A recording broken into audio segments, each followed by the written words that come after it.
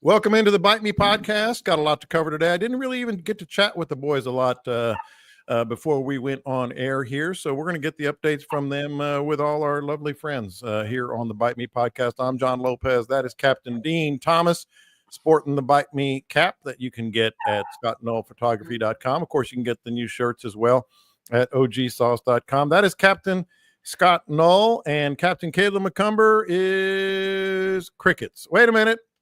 We have a late edition. We are live, Caleb. We didn't know if you were going to make it or not. So Caleb has joined us now. And just getting into the podcast here. Let's do it this way. I promised last week at the end of the show, we got a lot to cover. We got fishing mysteries that the Bite Me crew wishes they could solve. And Caleb is gone. We've got a major update on the Oyster Buyback program. We've got Flounder lifecycle that we didn't get to. Lines, lures, all kinds of stuff today. But at the end of the show yesterday, and you can see it in my handy little on my handy little paper here. At the end of the show, I said, yeah, we forgot to update people on the feeding frenzy, etc. So let's do that right out of the chute. Don't forget to subscribe to the podcast wherever you get your podcast. And of course, join the group page, which is going to be integral to what we're talking about right now to start the show. And that is the Feeding Frenzy sponsors and donors. I was texting with Gene Crush, who obviously kind of runs the show at the Texas Boys Outdoors, along with Roy Crush, her worst half. And I said, hey, what are the latest numbers? Had a couple people asking. We're at 100. This is as of Sunday now. No, yesterday, Monday. We are at 187 RSVPs, which is great. Keep in mind, you want to RSVP as soon as you can, as soon as you know that you're going to be able to go to the Feeding Frenzy on September 20th at Coasters in Aransas Pass, because the first 200, we got your meal covered. After that, we still want you to come. We had 500 people last year, and it's just $15 for the whole shebang, which we'll get into more details of the event itself, which is, of course, going to include a casting accuracy contest. But let me go through some of this stuff, reasons why you want to go and maybe bring a little extra money. Some of the things that we're going to have for you is I'll go through it as quickly as possible, and there's more that's going to be added as we get closer. 6 Bite Me logoed shootouts. That's the shootout that I used a lot this weekend with the Bite Me logo. Of course, the main item in the raffle is a 2025 Freedom Patriot with a Suzuki 140 horsepower motor and Coastline trailer. That comes from Chet Moore and Pooty at the Boatyard. Obviously, the shootouts come from Bill Bork and Captain Dean Thomas, who's here. We got First Mate Vacation Rentals. We got a house in Port O'Connor. We've got Arctic Coolers from one of our great listeners, several logo with the Bite Me logo, Arctic Coolers from Rico Castillo. Anglers Anonymous haven't gotten their donations yet, but it's going to be abundant because he always comes in through Mike Butler and Chris Butler over there. Fishing Tackle Unlimited, a couple of green rods, sponsorship for the meals. Power Pole Marine Smart Charger, that's about a $1,500 value. 4 Lose Reels, 2 bait casts, 2 spinning. A South Texas deer hunt in Cotulla for up to 2 guests, 2 nights, 3 days with lodging for a management buck and doe and hogs. That's from Marcus Canales. 2-night stay at a Copano Bay House with a pier, plus guided fishing trip included with Captain John Culp and Kristen Culp. Rough Country Collapsible Fire Pit, which is really cool. Custom Texas Boys Outdoors coolers, either 3 or 4. I didn't get the number exactly. Bass Pro Shops gift cards. 2 or 3 person Flounder gigging trip with Night Stalker in Rockport. CCA has come through. Of course, Shane Bonneau said, don't worry about it. We got you. They're going to have several raffle items for us. 3 Orion coolers from Orion by Jackson Kayaks, and all kinds of other stuff coming in. So you definitely want to get in, RSVP. The hotel link, which is $70 off the regular rate for our group. That's pinned on the group page. RSVP is pinned on the group page. And raffle tickets. That's the other thing. I said, how many raffle tickets have sold so far? They're, I believe, $50 a piece, and we've already got $3,300 raised for Heroes on the Water and Texas Boys Outdoors. We have another one pending. We have Gabriella's in Rockport is coming in as a sponsorship also. There you go. And Gabriella's, we had a nice dinner there, and I say nice fantastic dinner there. Very nice. And Caleb, I believe you said there's going to be some sort of item that you guys are going to donate from Angler U as well, right? You're Some not. hats. We can't hear you. Some hats. And also the still can't hear you. How about He came in for a second. Now he's out. there he is. Yeah, you're there now. What else you guys got coming in? Well, we're gonna find some cool stuff. I can't let everybody know what the grand prize is.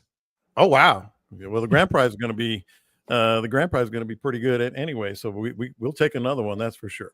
So anyhow, I want to give everybody an update on that. Be sure to RSVP. Be sure to hey, look, they're coming in live. Scott Hodge with Frog and Toad is gonna he made a nice donation of some palm trees last year for a prize. So there you go. Coming in live. All right, Chef Gonzo. Not only being a sponsor, that's Gabriella's, by the way, but also Scott Hodge. Dinner for 4 at Gabriella's. Well, too late. You already wrote it down, Chef Gonzo, so I'm writing it down as well. So now we got dinner for 4 at Gabriella's as well. And you said Scott Hodge? Be about it. Yeah. Mm-hmm. What'd you say? Yep. I said, don't talk about it, Chef. Be about it. That's right. There we go. Dinner for 4. I'm writing it down. And just for those who didn't hear before, we raised more than $50,000 last year. So these items, whether it's silent auction, live auction, or raffle, your money's going to a really, really good place for sure. So I'll write down Scott Hodge and follow up with him as well. But let's get to the podcast, man. I wanted to do that first because a lot of people were asking. Be sure to get that done. Let's get some updates from around the horn, and then I want to get into my little contribution. I actually had to call. Dean and say, talk about the sweet nectar of weekday fishing, but that's exactly what I called it. But Dean, it's been hit and miss, man. It's been hit and miss. I missed for about damn near 4 hours, and then we got on them. So it's just like the day itself is kind of wild to predict right now.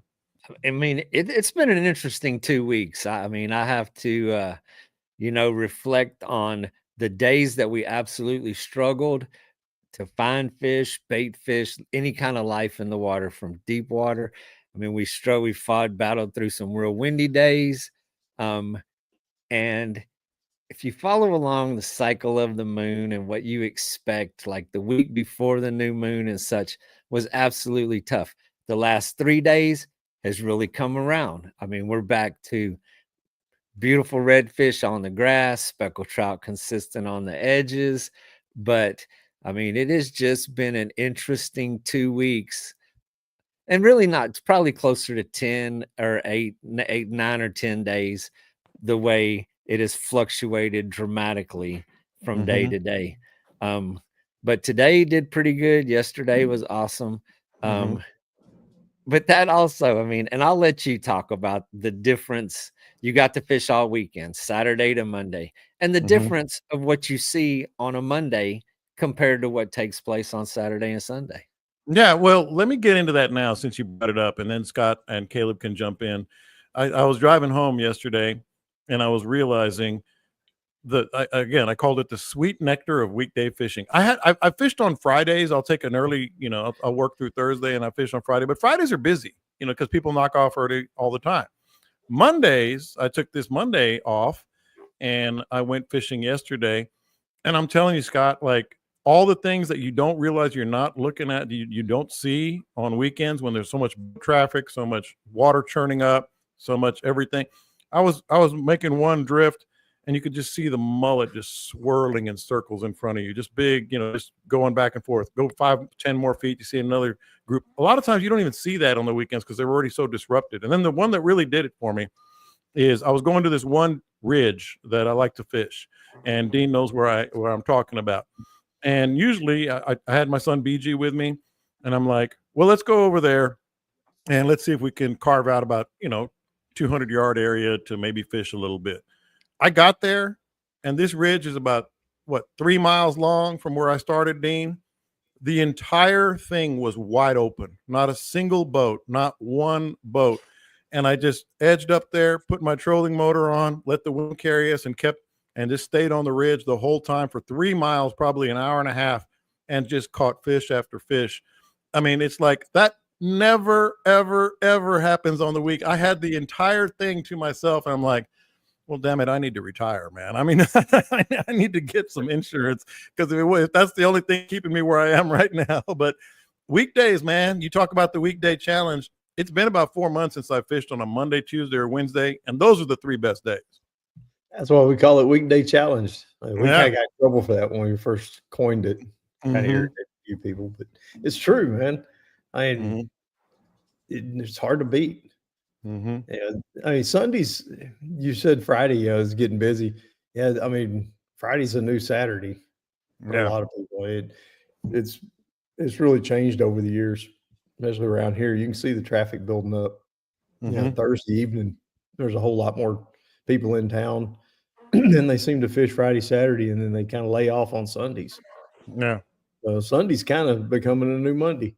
Yeah. Not bad. And by Sunday afternoon, there's nobody out there. But, it lets things settle down. Then Monday gets a little better. Tuesday gets really good. Wednesday, Thursday is really good. And then Friday, it starts all over again. Yeah. And Caleb, they were talking FG right here. Airboats screwing up the fishing on the flats on the weekends. There's a lot more of those. But where I wanted to go with you, Caleb, is not only is the fishing better because of the things you can do, but the water, I mean, everything is just clearer, easier to access, less disrupted. It just seems like the weekdays. Here's where I'm going. If you can fish on the weekdays, and this might screw everything up because we have so many listeners, fish on the weekdays. It makes a Monday, Tuesday, Wednesday. I wish somebody had told the people in Matagorda that Sunday's the new Monday, according to Scott, this Sunday. Well, I think it has to do with you're closer to Houston. Yeah. I took a picture of what I thought was 3 boats all within 200 yards of each other. And I took the picture, and whenever I zoomed in to count the boats, I counted 6. There were just ones that were out of sight. Yeah. But no, I'm going to South Texas to fish tomorrow, and my options were Friday, Saturday, Sunday, or Wednesday, Thursday. And I took Wednesday, Thursday all day long just because of boat traffic. So yeah. I mean, I try to not fish at all on the weekends. I ran a trip on Sunday because they were old established customers that wanted to do something with father-in-law or dad or something like that. But no, I don't want to be there on Saturday or Sunday. I really don't. So, hey, if you are weekday challenged, I'm not going to be in your way. So that's one less person. The other thing, Dean, and I've fished a lot of weekdays. I've always liked to take days off, but when you haven't done it in a while, it was like a revelation, man. I was like, holy crap. I can't believe I went 3 miles without a boat and I was catching all these fish. The water was clearer. Yes. Everything. The birds are singing more. The sky is bluer. The water is sweeter. Greener. The food tastes better. Yeah. The tacos are spicier. The tacos are less greasy. It's amazing. Yeah. Sunday, though, like Caleb was talking about, June is different than every other month of the year because school's out, the kids are out, it's vacation time. The beginning of summer, the first month, June is always the busiest. It'll slack off a little bit. You make it up to the 4th of July, and then Sundays kind of go back to normal after that. But right now with the kids, I mean, and I've fished with grandpas and grandkids and fathers and sons, and a lot of that as soon as school's out. And Sherman said the girls are prettier. That's where I would disagree. The weekend girls is where all the amateurs come out, and I mean that respectfully, and they just take their girlfriends out. You know what? That's another aspect of it, Scott. Like, I was actually fishing. I did see another boat on one area that I was fishing, and I kind of put my hand up and told him I was going to just putter, basically puttered behind him. And he put his hand up like he knew what I was doing and I knew what he was doing, and we stayed away from each other. Try that on a Saturday. Try that on a Saturday. Whenever I used to work a real job, my jobs offered the what they call it, like flex schedule or something, where you got every other Friday off. And my first job, my first position, I took that every other Friday off. And my second one, whenever I went in to, talk about whether I was going to work for them or not, one of my requests was that my flex plan was every other Wednesday off. And they couldn't wrap their head around it. They're like, but that means you're going to have to work every Friday. I'm like, yeah.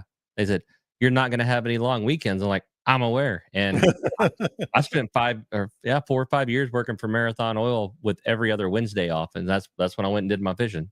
See, you knew what you were doing. That's the most weekday fishing I did is when I was a columnist at the Chronicle, and this is when I really got heavy into all kinds of stuff. Because if you think about it, most sports I was covering was Friday, Saturday, Sunday, Monday. So I would often have Tuesdays and Wednesdays off. And I had forgotten. I mean, it was awesome. I would just go out there. Back then, I was fishing Trinity a lot and Sabine. I mean, Trinity and Matagorda, dude. It's a game changer. So I don't know what people are going to get out of this other than shirking from work, but that's what you should do. That's what sick days are for, man. Nobody wants to be at home on a sick day. Yeah, exactly. All right, so let's get to this question that we got. Fishing mysteries that even the Bite Me crew wishes they could solve. And this was basically one of my own ideas that came from a conversation I had with a buddy of mine. Actually, last week, I was there, and said one of the mysteries to him was the common sense mystery, which we've talked about a lot here. But I started thinking, some things are just mysteries altogether, whether it's the color sometimes mattering and sometimes it doesn't, whether it's the conditions one day to the next. And we actually experienced this this week. Actually, Dean experienced it, but he told me about it. I think it was Friday, Dean. You absolutely killed it, like just absolutely crushed it. Saturday's conditions were, identical, like same wind, same tide, same everything, and you didn't kill it. I don't know how many you caught, but you didn't kill it. And actually, it was actually before that, so I can't really blame Saturday boat traffic and such as that. But so the drop-offs that I speak of for speckled trout fishing this time of year, when you pull up on it, and if you get one in the first 2 or 3 casts, boom, usually it's just one after another. So I think it was either Wednesday or Thursday, may have been Thursday. Pulled up, and it was like 50 trout in 2 hours. That's right. It was just could not go wrong. Sit there until we were tired of catching those. Then we went looking for some redfish. The very next morning, I pull out of the marina. I'm like, oh boy, here we go. Let's get it on. We're going to beat everybody to the spot. We've all been there. Same thing. Could not catch a single fish in the same spot on the very next day. And it was just from Thursday to Friday. So can't blame the boat traffic. And we were there at the crack of dawn as the sun was coming up. There was no boat traffic yet. And the rest of that day was just continued to be challenging. It was part of like what I was saying at the beginning, how it has been an inconsistent week where we've had just banner days and then turn around to try to duplicate that. Same tide, same wind, same everything, and just couldn't pull a fish. You want me to solve that mystery for you, Dean? Please. John, you want me to solve it? Please. Scott, you want him to solve it? Here's Scott's the like, truth. sure. We are all completely full of shit. Yeah. Go on. I knew that already. I was out Sunday, that freshwater to saltwater line we talk about. It was like 150 yards to my east. In front of me is just an endless supply of the most beautiful trout green with streaks of sandy green in it. Ooh, baby. There was shrimp popping. There was little finfish popping. There was a frigate flying in a circle. You never get a frigate flying in a circle in East Matagorda Bay. There's a frigate in a circle. There's seagulls flying. This is going to be the best damn day of fishing of our life. None of it meant a damn thing, John. Well, that's the topic. What are some mysteries that you wish you could solve? That one for sure. And I've actually had that same experience. Scott, I want you to weigh in. You have theories on a lot of things. Like we brought up a million topics here over the barometer years. was high. And you have theories on whether it's the barometer or whether it's color. I mean, you have a theory on color. But are there any mysteries where even if you have a theory, you're like, can't figure that one out? Where do tarpon go on a full moon? Oh, I knew we were going to get to tarpon. Tarpon baffle me with that. I mean, I can be on just tons and tons of them, and that full moon pops. And it can be the day before the full moon. Everything's fine. Full moon hits, and they disappear. And then they're gone for 2 or 3 days. The only thing I've been doing a lot of reading on it, and they've come up with, they think that they're going super deep out straight off the beach and that they're spawning out there on a full moon. Okay. I don't know. I mean, it seems kind of preposterous to me that they would just run straight off the beach to go spawn, but it seems like a lot of wasted energy when they could just spawn where they are. But and closer to the passes, that's what I don't get. Because baby tarpon grow up in the backwaters. So maybe. Why would they run way the hell out there to spawn? And I don't know. Anyway, those baby tarpon a workout. Yeah. but that's my main mystery I'd like to know is what I can do on those full moon days. Here's another one that me and Scott and Dean know well is how come we have never discovered the tunnels and bunker systems that marsh redfish use? Because there can be a pond with 1,000 of them in it. And then 2 hours later, there ain't a fish in it. And then 6 hours later, there's 1,000 of them in there again. They got a tunnel. Dude, I have often pondered that subterranean question. That's the only place for them to go. How do they do that? That's where a subterranean redfish thing came from. Me and Dean were out there, and I was going to get photos of Dean casting into a school of tailing reds. And we were out there in the kayaks. And I said, all right, we got eyes on them. It's foot deep. It's right outside the Lighthouse Lakes. Perfect place. Nothing but grass beds for miles. And I go paddling around to get to the other side, and I look back, and I look at Dean, and I shrug my shoulder. Where'd they go? You don't know. And I stood up in the kayak, and he stood up in his kayak, and we're looking at a foot deep water that we can see forever. Middle of the day, bright sunshine, clear water, and they're gone. And I have no idea. To this day, have no idea where those fish went. Yeah. I mean, how do they disappear in 1 foot of crystal clear water, and then you can't find them? There's only one logical solution. It's the subterranean tunnels. Tunnel reds. Tunnel reds. Somebody said they're Vietnamese. Then I'm not going to go there. Anyway, I think we almost caught one doing that today because we hooked into one redfish today that was buried so deep in the grass. I mean, he just stayed buried until we drifted up to it and then hoisted it up. And then when it came loose, it ran like 20 feet and went straight down. I think he was trying to get in that tunnel. Like pulling an armadillo out of the hole. Exactly. That's exactly what it was. He almost gave it away for everybody. But I say this knowing that you guys are going to give me a hard time. But sometimes when I'm having a hard time and I start throwing the popping cork, I know, I have my theory. You guys have your theories, is making the noise and all. But a topwater hadn't worked. A topwater, a lily. I threw a lily out a lot this weekend, and I've actually caught some fish. But the way that a popping cork will get their attention when other surface and slightly subsurface things won't get their attention. Okay, I have a confession. Mm-hmm. I was going to keep this to myself. Oh man, you bring it up. Here we go. The day, it may have been the day after we just destroyed those trout. And it may have been 60 or 70. We can't quit counting in 2 hours. It was just ridiculous. So I had a youngster with me the next day. I think he was like 8 years old. And the kid, he was good, man. He could fish. He ended up, that was that one that caught his first red on the topwater. I posted the picture of him. And we went over there to that area where those trout were. And I hung the golden shrimp, little gold DOA under a popping cork. And threw that thing, even after we threw, plastics, the soft plastics on jig heads, nothing. I was like, okay, we're going to pull old John Lopez out of the hat. Yep. Hooked it up, pop. Didn't catch a damn fish. I thought you were going to kill him. I thought you were no. I mean, I was like, I got it. I got this, guys. I'm like, here we go. And still, even with all of that effort, still did not make it happen. I still got them there right here next to me. I still got my little shrimp tied on the corks. Welcome to the dark side. It provokes more research is what it does. Welcome to the dark side. I thought you were about to tell them about the secrets behind topwater modifications. I thought that's where that was going. Like what?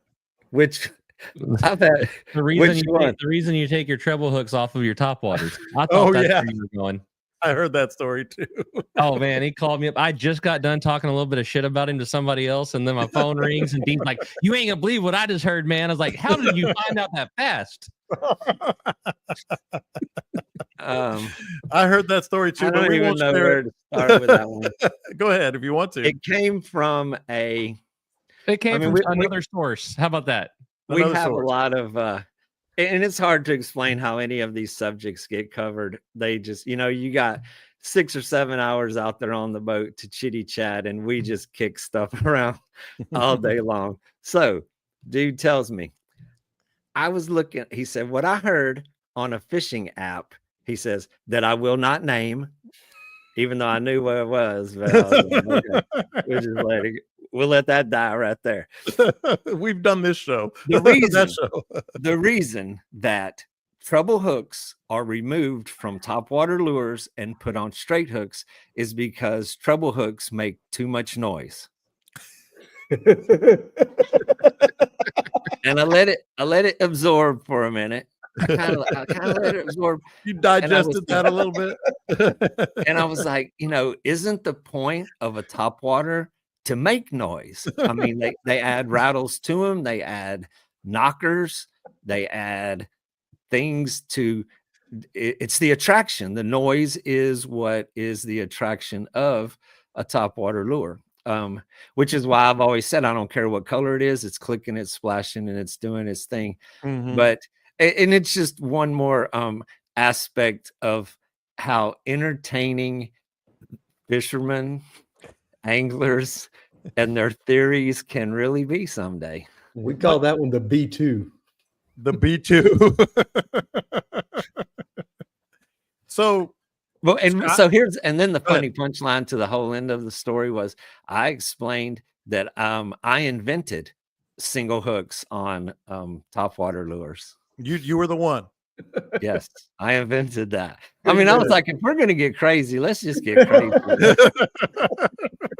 Let's see who can out crazy each other.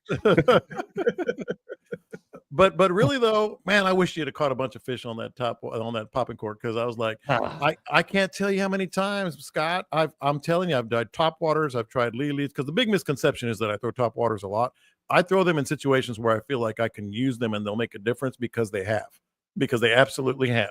It makes a popping sound. I've tried plastics and it doesn't work in the same depth, like, shallow water, same depth plastic as a popping cork. But when you do the popping cork, you get bites. I always talk about waking them up. I don't understand it. It's a mystery to me. Yeah. Well, when you watch a top water, you can see a lot of times when you're up top, like Caleb is on his tower, you can see the redfish just come up there and swim up behind it, and they'll just stop, look at it, and turn around, swim off. See it doing it all the time. So a popping cork is doing the same thing a top water is, except it's got that tasty little morsel hanging underneath it. And that's what tricks them. Whenever a really attractive girl here we go provides entertainment to a not so attractive guy, and they call it a pity something.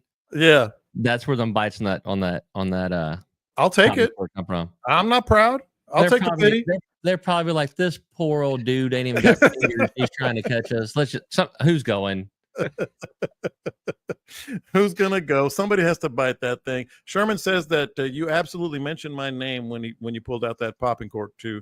Damn, I wasn't gonna take credit for. I was gonna put that on somebody else. I was deflecting. Yeah, I'll take it. I'll take it. What about any other mysteries that you guys might have?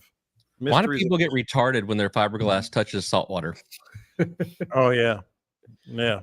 Why are they so angry? What makes people so angry about being on the water with fiberglass?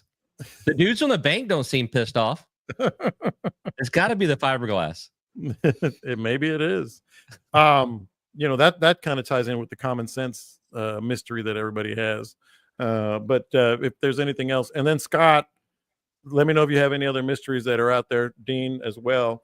But I don't want to move on without forgetting story time from you. You had a tournament this weekend, and it was our guy Uncle Cary. Uncle Cary, I was out there at Fishing Tackle Unlimited not long ago. Did a little video with him, actually on the on the slow pitching, for red snapper. But you and Cary were in a tournament, and then what happened? Yeah, we had a blast. I mean, we were so serious and so into this. I mean, hardcore tournament anglers here. I had Cary and I had Banning, and Banning rented a house down there in Galveston. I had to go back to that mud hole and fish, and it was tough. It was really, really tough. I mean, there wasn't no redfish around. I went into all my old holes, went to the right places, poled everywhere, and I mean, we hardly even spooked a redfish. Maybe if you wouldn't tell everybody about all the good spots on this show, Scott. Yeah, back of greens. That's a really good spot. Did you check it? I went there. Was there fish there? Wasn't none there. See, now you see the problem. Well, were there other people there? Places, a lot of other unmentioned places, and there just wasn't much going on. And it was pretty slim pickings. But on day 2, we're pulling up a bayou, and believe it or not, I went into a bayou I'd never been into before. I actually found a place in Galveston I hadn't been, and so I'm pulling up that day. It's a real wide, just shallow bayou, and we're going up it. And my 2 anglers, I mean,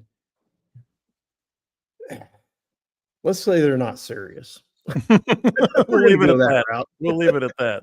I mean, day 1 we got on the water. I told them as we were going to bed about 1:00 Thursday night. Oh God! That lines in the water was 5:41, and all I heard from both bedrooms was laughing. And a lot of laughing, and then from Cary's bedroom was nope. So we got on the water bright and early about 9:30. Oh God! Day 2 was more like 10:15, maybe, I don't know, could have been 10:30. And anyway, we're going down through there, and they're talking. Cary's telling old stories about his rep days and working for his uncles at Neiman Marcus and all that. That's where the Marcus comes in, is related to the Neiman Marcus family. And anyway, he's just chatting along there, telling story, and all of a sudden, I'm telling you, we haven't had a hit, man. I mean, we had nothing. And all of a sudden, Banny goes, "What the hell?" I look up, and Rod's bent. He goes, "I got a fish." Hey, wait a minute. I got a fish. What do I do? And what do I do? And Cary gets mad because it interrupted his story. And stupid fish. And he dropped a few cuss words on him. And anyway, he fights it on up there. And I don't know if you noticed, but Cary's hands are in pretty bad shape these days with a lot of arthritis. So we called them the hooks and the claws. And I started getting down off the platform to help him land the fish. And Cary said, "Oh, I got it. I've landed. I've landed sailfish. I can land a damn redfish." Yeah. I wish I'd have had video of it, man. I mean, God, it would have gone viral. He gets his hooks up underneath there, his little claws underneath this little 20-inch redfish. And he starts to lift him up. Well, he's all bent over on the side of the boat, leaning over. And this redfish slaps him upside the head 3 times with its tail. I mean, hard, audible slaps. He spins around and his hat's crooked. His glasses are crooked. He's got water all over his shoulder. I'm about to fall off the damn platform. Banning is squatting on the bow with his rod, just laughing. And he drops the redfish, and Banning has to bring it back up there. He has it way down towards the back of the boat, and Cary's leaning over at the front. And Banning says, "Okay, go ahead and get him." He says, "You're going to have to bring him to me. I'm old." And Cary will be 80 here soon. And he drags that redfish up the side of the boat again. Cary gets his hands underneath it, and this time he's holding it a little bit under the water, and that thing starts kicking again. And I have never seen a redfish. It looked like a flounder slap. It splashed water all over his shoulders, his hat, his glasses, everywhere. Good God. I mean, I laughed a lot all weekend with these two, but that was the hardest I've laughed on my boat in a very, very, very long time. The funniest thing is when a guy's glasses get all screwed up. That's like the funniest image. Like, oh man, their glasses are all at an angle or whatever. His hat was more crooked than Dean's. His glasses being crooked the other direction, it was great. And then a Cary, of course, he adds a little flavor to it and makes it even more fun. He's a little salty, even if he wasn't fisherman. It is so much fun to have those two guys. We only get together like once a year, get on the boat once a year, but I look forward to it every time. Like I said, we get really, really serious about it. Hell, there was one, we had a redfish. We had 2 fish coming at us down the bayou. And I was like, all right, here we go. Got 2 shadows coming. And there's a most spots pot, right? On, typical tournament deal. And so Banning starts casting to it, and he gets in front of it, and I mean, just cast after cast, slapping it right in front of his fish. It swims under the bow, both of them, where I can't even see them anymore. And Cary's leaning over the side of the boat, and he's slapping that lure in front of it. He goes, man, I got to get that one. He's got so many spots. There's hundreds of spots on him. Dude, that's one of those leopard reds. It's a leopard red. I've never caught one. I've always wanted one. And he keeps swimming on down the bank past us, and he's still hitting it over and over. And he's a great fly catcher. I mean, he's putting it on this fish's nostril, and he cannot get anything out of it. The fish makes a big loop and comes back to the boat. And as it's coming back to the boat, it rises up. You know why it had so many spots? It was a trout. It was a spotted gar. Oh, a gar. That'll do it. That'll do it. The whole weekend was like that. I mean, it was just nonstop. Yeah. All right. So a couple of other things here. And this one I just want to make mention of. I mentioned Shane Bonneau earlier that they're in little Oyster Buyback. I want to get you all's thoughts on just what it is and the prospects moving forward. We've talked about oysters a lot here. Some of the things we've gone to the Flatsworthy event. So he shared it to all of us. So I'll update it because it was on their regular email. But the latest round, they offered a flat $30,000 per license, closed on May 31st, and 112 people accepted it. 112 people. Now that might not sound like a lot, but it's 20% of all the licenses in the fishery, which is pretty large. Obviously, a lot of people are in on this to try to get the oyster reefs back. So I'm curious, just general, I wanted to share that for our listeners, but I'm curious on some of y'all's thoughts on, is this thing we've talked about? Dean, I'll start with you. Like and I know you can be realistic is what I'll call it, because I don't think you're lying and I don't think you're wrong necessarily. But you've been a little skeptical and I think, no, I'm being honest, like legitimately fairly skeptical that it's going to take forever to get this thing going in the right direction. But 20%, $30,000 a piece, 112 licenses bought back. Was that 20% actually out there fishing? Was that 20% of licenses that people were just sitting on? That it's it's a start. You got to start somewhere. The fact that the program exists now, that it's a step in the right direction. And the best way to get the answers to these oyster questions is we should get Cody Kreft. We talked about that in the past.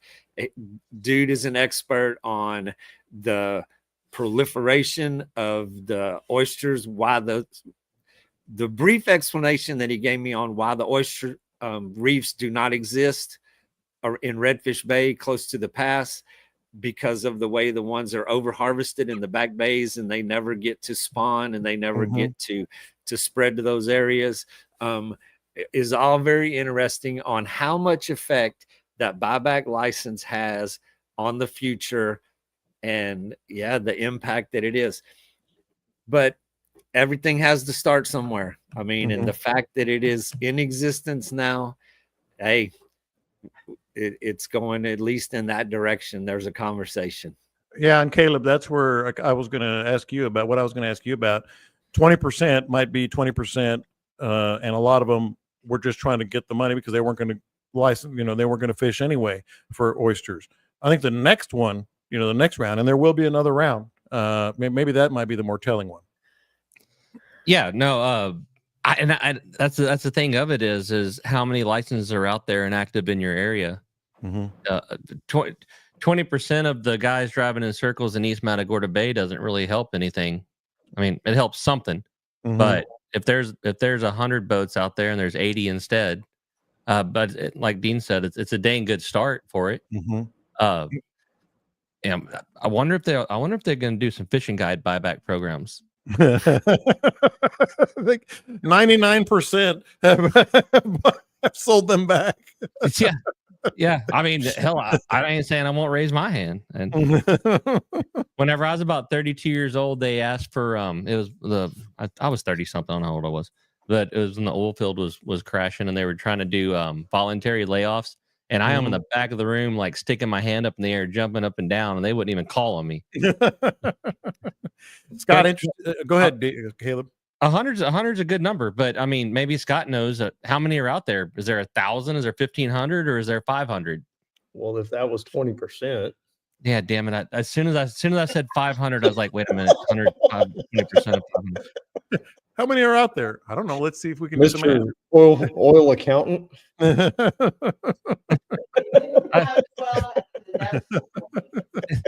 Camille's done my job before. We don't have to count like that. let the software work. Let the software do the job. Shut up, but Scott, your thoughts on that? And as Chef Gonzo pointed out here, a lot more restaurants, including theirs, which we highly recommend, Gabriella's in Rockport, they sell the farm-raised oysters. So that's a factor as well. But just your thoughts in general, Scott, because a lot of our listeners are in on this. This is the same way that they did shrimp, the bay shrimpers.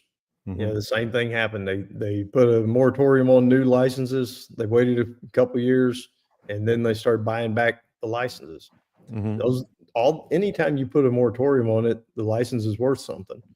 And so those 112, they could have sold it to one of the big oyster companies.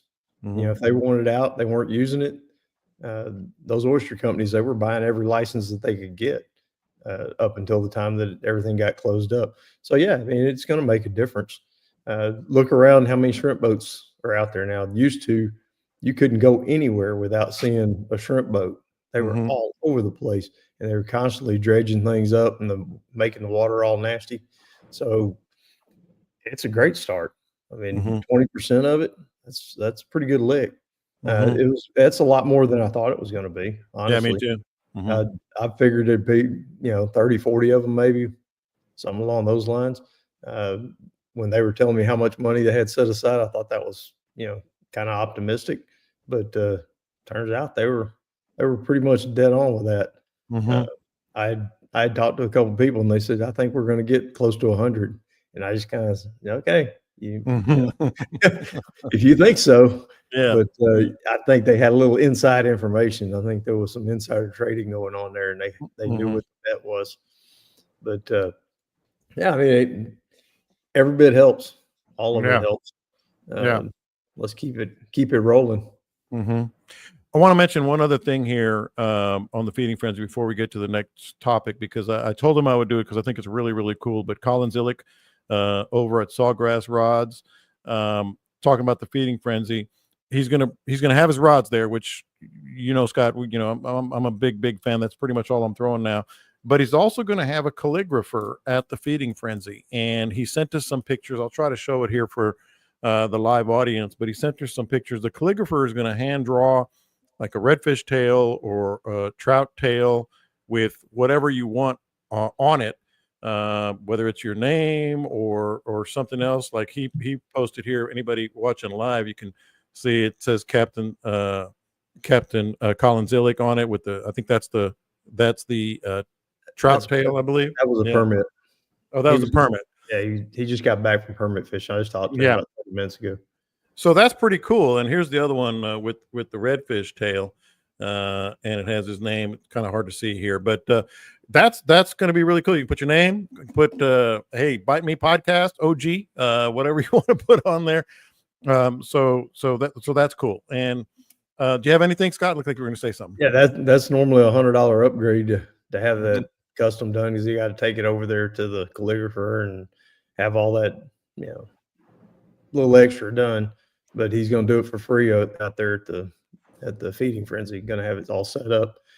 Also, we just sat and discussed based off these tarpon rods that he wants to completely revamp his inshore lineup and make that all Captain Scott Knoll signature line. Look at you. Look at you. Like, dude, come on, man. Anyway, he wants to do that, and that'll probably launch sometime next year. But yeah, we got some plans. Well, one of our listeners said he's going to make an OG sauce popping cork for me. So take that. Well, there you go. Take that. But I got a boat. We got the Bite Me Edition boat as well from Freedom Boats. All right, so let's talk about your favorite lure, your favorite line, your favorite rod, maybe if it's whatever it might be. And this is a great question that I got a while back. I've always thrown fill in the blank without experimenting, trying other things. How often are fishermen restricting themselves? And Caleb, we talked about one of Dean's clients, or actually was a client of a client, I believe, one of his friends. We're not saying. You recently shared a picture of some rods and reels that might have been a little bit dated, but they always threw them. And I think your information that you got was they showed up with that and always threw them. So the question actually came separate from that. But is it your favorite line, lure, etc., rod, reel, or is it just a habit?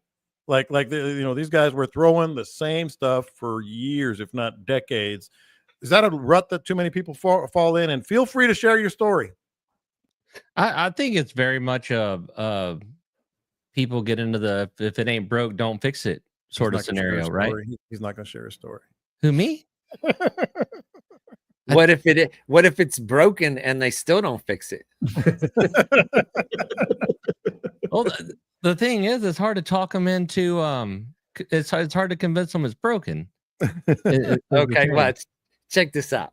So sometimes it's too soon to tell these stories because they're probably listening today because I fished with them this morning. Rob, who was with me today, he had his fishing pole and he just liked it. And I had mine with me and I was like, try one of these, man. Try this. This is cool.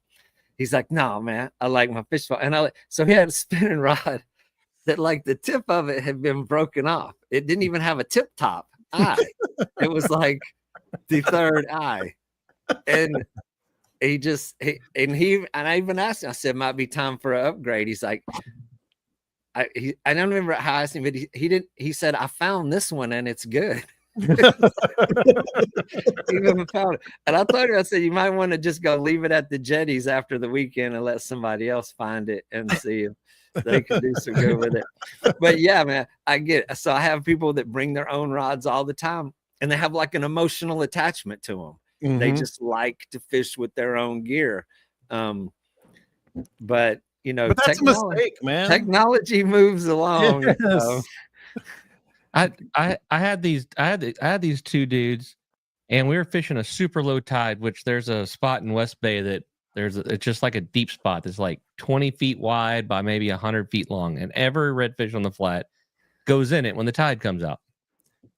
And and it's a long walk to get to it. It's 200-300 yards probably. It sucks to walk back there, but I knew it'd be good. So me and these two old dudes that had no business walking back there walked our asses all the way back there. And I'm like, just casting that hole over there, and you're going to catch as many redfish as you want. And so I'm standing on, we're lining up 3 wide, and I'm on the one end. And every cast, I'm just, don't redfish. And these dudes ain't caught nothing in 15 minutes. Mm-hmm. And they're throwing like fiberglass rods with mono, and these reels look like microwaves. And so finally, I was like, hey, man, try my rod.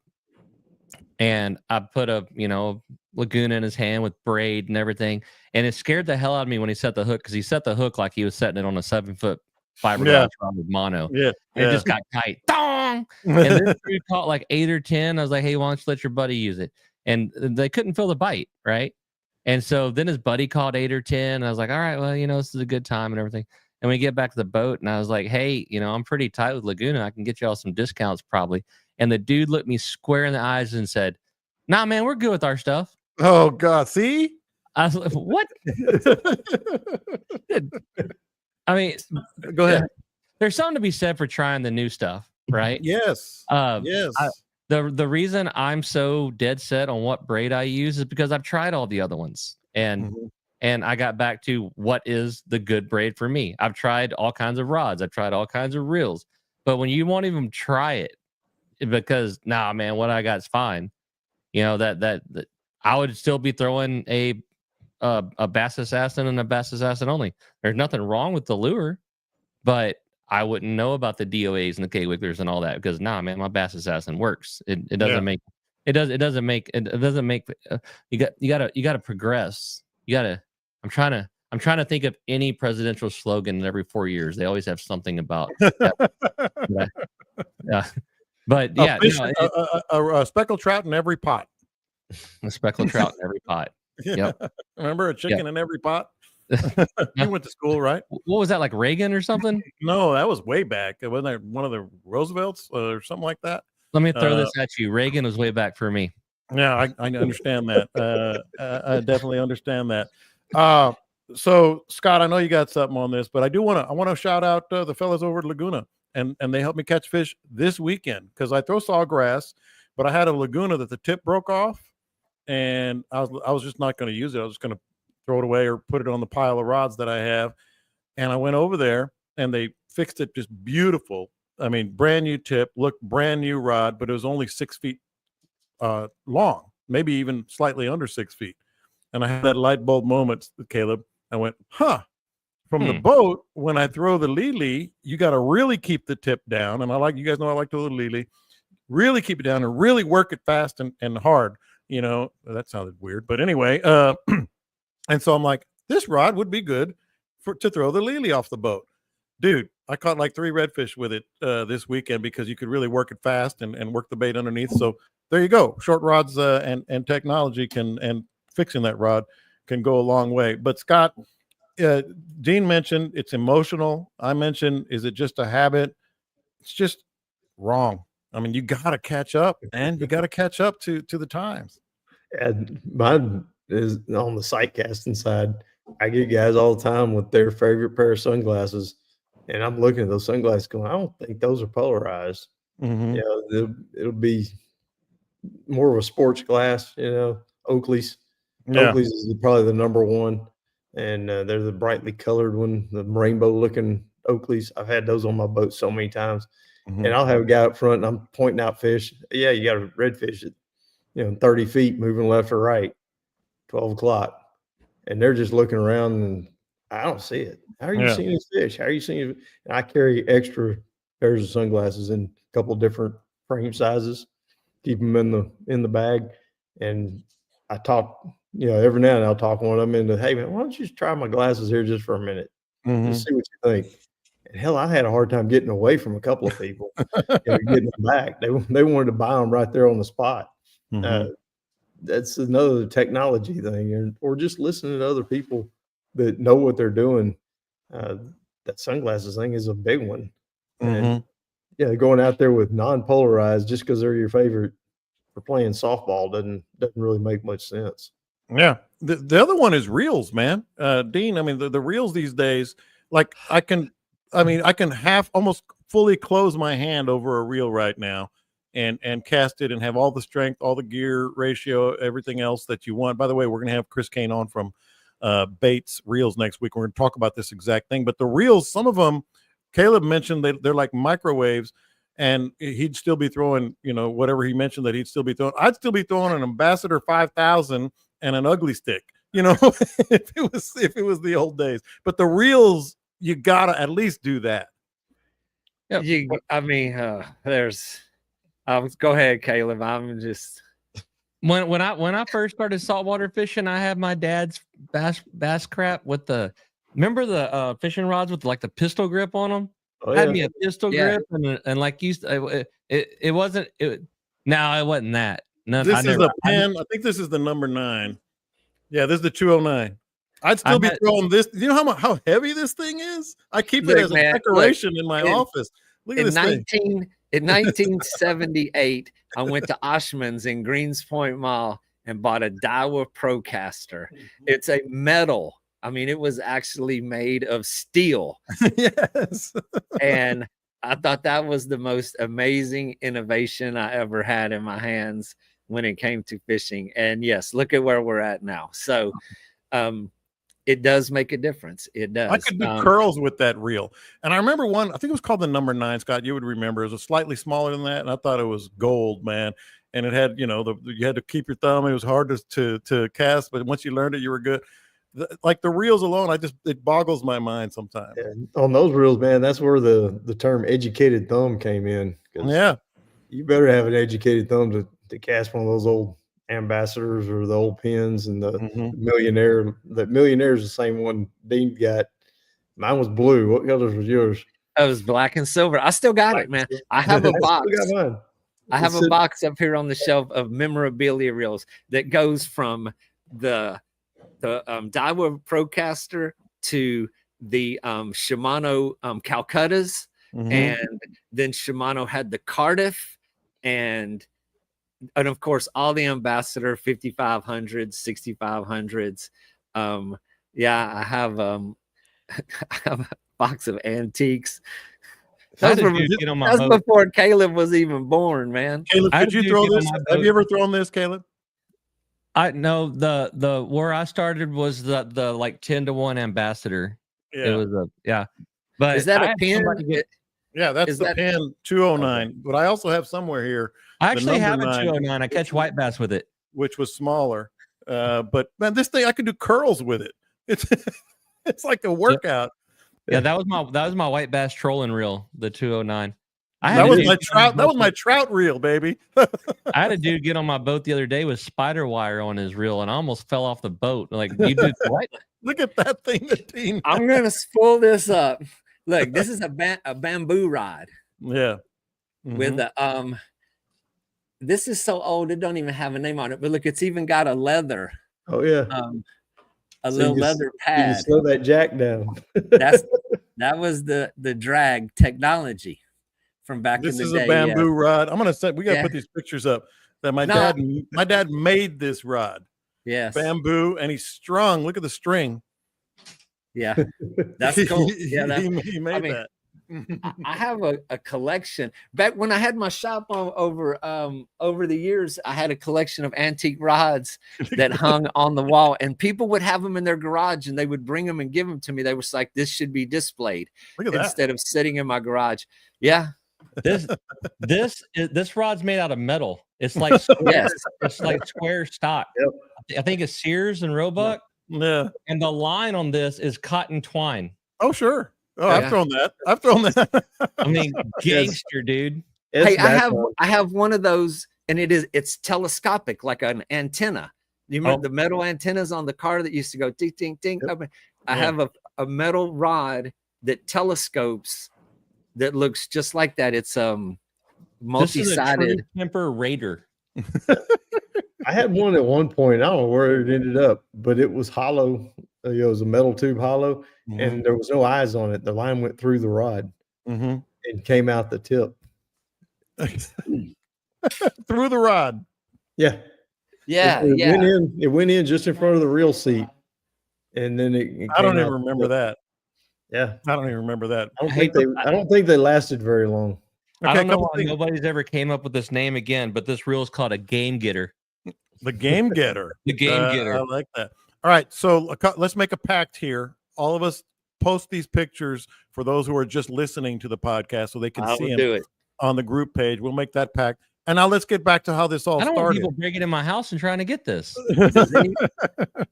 Does anybody remember how this started? Yeah, yes. Fortunately, I do. Reels, if nothing else, Scott, reels, because nowadays I get that little hundo in my hand. I'm like, oh, this is better than anything. And whatever it might be, and it works better and all that. I know you get people, maybe not with reels like we're showing here, but you get people on your boat too with whatever it may be. Even and as much as I lived and died with the Corrado back in the day, the green one, even that, like, let it go. I got one of those lying around here too. Let it go, man. Sometimes when you love something, you got to let it go. Yeah, there comes a time when it goes to display. Yeah. And Joe Doggett. I mean, you and him worked at the Chronicle together. His thing is direct drive reels. He uses those old direct drive reels, the little small ones, and old rods. And he'll take off. Him and Pike will go out every once in a while and they'll go out and fish those with old wooden lures just to go out and have fun. And they don't care if they catch anything or not. Kind of like us this past weekend. It didn't really matter if we caught a fish or not, just having fun. But yeah, he's got a whole collection of them, but his are in excellent shape. And you talk about having to have an educated thumb, because when you cast it, the reel handle's going backwards.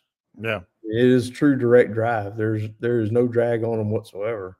And if you let go of the handle when a fish takes off running, you ain't never seen a flash like that. It boggles the mind, but let it go. It's habit, it's emotional. We get it. We can get into. I'm going to circle this. We might even get back into this next week with lines and lures. We didn't get back into the flounder discussion in terms of their life cycle, but definitely want to. Actually, let's talk about that, because just one before we get out of here. We'll go a little long today. We always do. But the flounder life cycle. We'll get back to the gear next week. But we talked about redfish and trout and tarpon last week, and we didn't get to the flounder. The flounder life cycle is interesting to me, and feel free to jump in, any one of you guys. I know Caleb is going to be first in line, but the way they spawn to me is one of the more interesting things. Letting the eggs just kind of float back into the bays and all that. What can we learn from something on how the flounder's life cycle works? Waiting on Caleb. Oh, waiting on Caleb. I'm muted. Caleb heard flounder and he quit even listening. I can see it in his face. I'm He checking. ain't pay attention. He's checking messages. The whole reason there's a flounder run in the fall, they head offshore, and that's where they spawn, is off the beachfront offshore. The little males go first and the big females follow up. They're the last ones out. And I don't remember all of it. I got way off into it when they were doing all the new flounder regulations as to the temperatures, but there is a certain temperature that has to be in the water temperature range for those eggs to be viable. And I don't really recall exactly what it was, but it was pretty damn cold. And they spawn in the winter. And that's why one of the reasons they were saying our flounder population was going down was because we were having such warmer winters, and the water wasn't cold enough for the eggs to be viable on a consistent basis. And then also they can change it depending on the water temperature, whether or not they're males or females once they hatch out, which was kind of interesting. But then they swim upright, and they got an eyeball on either side of their head, and when they're babies. And then as they grow, that eye migrates over to the other side of the head, which is kind of weird. But Camille and I were fishing the Everglades one time with Charles Wright, and there was thousands and thousands of these little bitty, looked like oak leaves, and they were little bitty baby flounder, and the tarpon were sipping them off the top of the water. It was really cool. And Camille managed to catch one out of there, but yeah, we caught a bunch of little flounder in our hands and took pictures of them. They were almost clear. They were so small. They were like fingernail size. But yeah, they do have an interesting life cycle. That's the main flounder. The southern flounder is the main one that we have. But we've got a bunch of different flounder species and flukes that don't get very big. There's a whole bunch of them around. If you ever been out on a shrimp boat, you'll figure that out pretty quick. There's all kinds of little small flounder out there. Well, Dean, this is where you come in because we all know about the flounder run in November. Sorry, didn't mean to wake you up. I was over here talking seafood restaurants with these guys. Yeah, I know. It's highly recommended. Dean's hat looks like he got slapped by a redfish. Yeah, but Dean, I feel like I've been slapped around by everything today. But flounder, we all know. Well, here's what I was going to ask you. We all know about November and the flounder run, but May and June right now is a good time to catch flounder. Why is that? Because they come back from where they went in the fall. But it seems like they're more accessible in May and June, even because you can catch flounder year round. You can catch flounder year round. He keeps trying to have flounder discussions on the show, and it keeps not working. I know you've caught flounder this time of year. There's always a few of them that don't that don't migrate. So you do The reason, see some in the winter. the only reason that I end up catching flounder at this time of year is because those edges of those drop-offs and those drains where we're fishing for speckled trout this time of year is flounder habitat. They live on the edges of those flats along those drop-offs where current flows. I mean, they lay on the bottom. They wait for things to be brought to them instead of swimming around it. Even though it is a very predatory type of fish, I mean, they can get violent and they will get aggressive and hit things. But yeah, it's a myth, man. It's it's a mystery. But the reason, so flounder is an incidental bycatch at this time of year for me because I spend more time on those edges, bumping the bottom with soft plastic for speckled trout. Mm-hmm. But don't sleep on the edges of intercoastal. Tend to find a lot of flounder there, not necessarily on purpose. I always say I catch them by mistake. And see, and Monday through Wednesday, you can do that. Yeah. The rest of the week, it's a boat parade. Here we go. We've areas. We've come full circle. How about that? Yes. That's what they call a complete show. Yeah, exactly. it's almost like we planned it. So next Monday through Wednesday, I'm going to hit those edges and see if this never looks like we planned it. Just it for the record. does, ever, but this one does. This is a monumental day in Bite Me podcast history. All right, what would you do? You know what? God dog it, I haven't even looked. I honestly, look. Yeah, that thing has been on the rundown for so damn long. Mm-hmm. That when it was first on the rundown, I looked everything up so I could be a little bit prepared about it. But it's been on there so long that I forgot everything. Yeah, the flounder have migrated since then.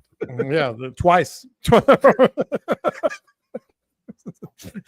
we've got 2-year-old flounder now that are out there. All right, Caleb, I'm gonna start with you. You're going down south. I am going down south. Yeah, what's the word? I'm gonna go down south and troll around and look for them. That's what I'm gonna do. If I was up here, man, I would be wading shorelines. With the guys wading seem to be doing the best in West and East Matagorda. I drifted a little bit. It wasn't overly productive. It was really good before the rain, but it wasn't overly productive for me this weekend. The water temp, the one thing I did notice is the surface temp about noon, 1 o'clock was like 88. Ouch. So yeah, I would think it'd be a little bit cooler down deep, but I think we're creeping into that time where go get it done early and then stay out if you want to. That being said, the best bites Friday and Saturday, which they were decent but not significant, were from like 11 to 1.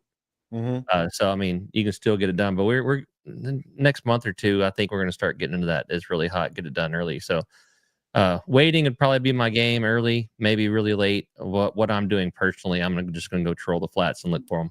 And we're getting hints now of the wind perhaps subsiding a little bit, Dean.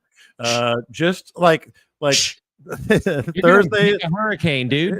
Thursday it's blowing. Friday's really good in the morning, at least on my app. Saturday it blows again. Sunday might be better in the morning. So we're getting hints of the wind finally calming down, Dean. Let me see. Let's see. I got I got 7, 8, or 9 in the morning with 15 in the afternoon for like the next 7 days. But yeah, today was absolutely wonderful. One thing that I follow up on what Caleb was talking about. So the last 2 days we started early drifting the flats, and yes, the water temperature was 86, 87 degrees. Never saw it really hit 88 on the flats or on the surface here. But so around 10 o'clock, we have went and parked the boat and jumped out and wade fished for the rest of the day. Walking on that sandbar, extremely warm when you step out. You walk out to like waist deep water, and it is dramatically cooler when you step off that edge into that deeper water. I mean, it is noticeably different in about 10 paces. So the edges of the deeper water and the edges is considerably cooler than the shallow flats and the surface temperatures. Yeah, and that's a perfect way to get to Scott on this, because Scott, I was thinking about this yesterday when I was fishing. The temperature's going up. We're in the flats, and you live on the flats. Man, how do you manipulate that when the temperatures are getting so high, and you're in your little skiff? Just go early. and find your fish by 10 o'clock. If you ain't satisfied with what you caught by about 9:30 or so, then you ain't gonna be satisfied for the day. It's just they're gonna go sleep. The oxygen level drops when the water gets that hot, and especially you get the lighter winds, July, August, and there's no oxygen in the water. Those fish will they'll get real lethargic on you. I keep I keep waiting, and we got 2.5s at 5 seconds. Yeah, that ain't good.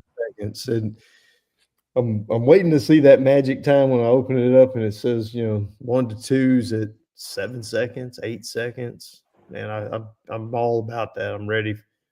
Everything's all rigged up and ready to go. Man, you better get out there and start your motor every once in a while. It's been a while on that big boat. I was out there running it the other day on the big boat. While the kids were over at Jimmy's swimming, I dropped my boat into the water from the sling and just ran the boat for a little while. Yeah, I'm not kidding. So, all right, boys, that was a lot of fun, and Scott's now showing us his new puppy that he's going to keep forever. This one's already gone home to somebody, and then he came back. She's back because they're on vacation. So okay, we're babysitting while she's on vacation. You guys have anything? I know, is it James Plog tonight? James Plog and some Curtis Liker, somebody undoubtedly is going to start the tarpon conversation, and I'm just going to sit here and stare at it like we're talking about flounder. I'm going to start it. Yeah. I'll start it. Yeah. And I always say it, you got to book these guys. I haven't said it in a couple of weeks, and that's on me. They're simply the best. Great friends, great stories. And Scott, Dean, you have anything you want to share? Parting thoughts here with our friends? See you next week. Somebody go buy FTU and give Cary a hard time about landing redfish. Oh, yeah. Y'all got to do that, man. Go freeway FTU. Mm-hmm. Go He'll see be there. He'll be there. He's the surly one with the white hair. I don't know. He's the shorter of the surly ones. There's a lot of surly ones over there. Oh man! But book our guys. You know where to find them. DM them. DM me. We'll get you hooked up. A lot of listeners have been taking advantage of that, and you will not regret it. Don't forget everything I said at the top about RSVPs and hotels and raffle tickets. You really need to get on. I think we only have 13 spots left for the free meal, but RSVP anyway. We will let you know. It's just $15. Get in there. Lots more stuff coming in. Appreciate everybody joining us here on the podcast today. Have a great week. Have a great weekend. Catch them up. We'll talk to you next time.